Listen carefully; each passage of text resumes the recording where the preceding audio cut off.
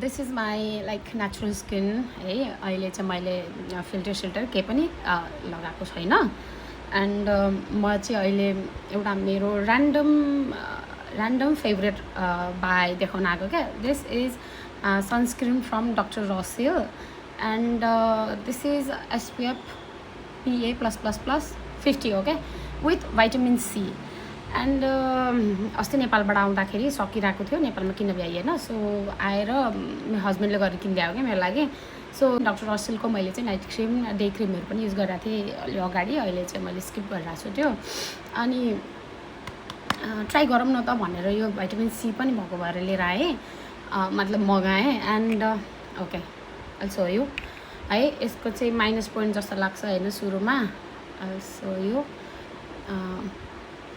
Smell पनि हल्का lemony टाइपको अरेन्ज फ्लेभर टाइपको स्मेल छ होइन। सो यसमा चाहिँ देख्दाखेरि के लाग्छ भन्दाखेरि it leaves white cast. Okay, यसरी वाइट कास्ट चाहिँ सुरुमा यसले चाहिँ छोड्छ होइन। But just in a few seconds you'll get a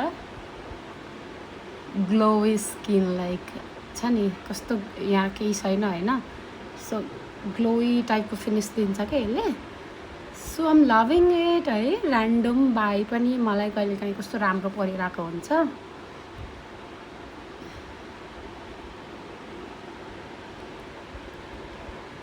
होइन, एकैछिनपछि यो वाइट कास्ट पनि आफै त्यो स्किनले चाहिँ एब्जर्ब गर्छ क्या।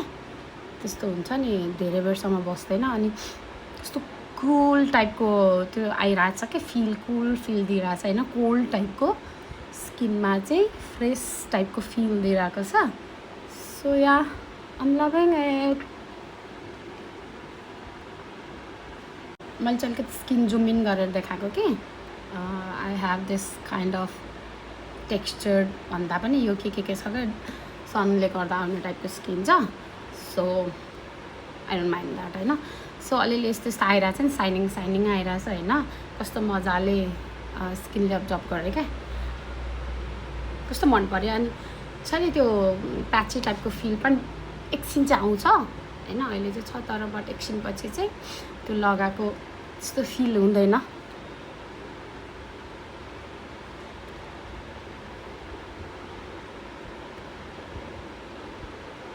डक्टर रसेलको प्रडक्ट मलाई अलमोस्ट सबै मनपर्छ।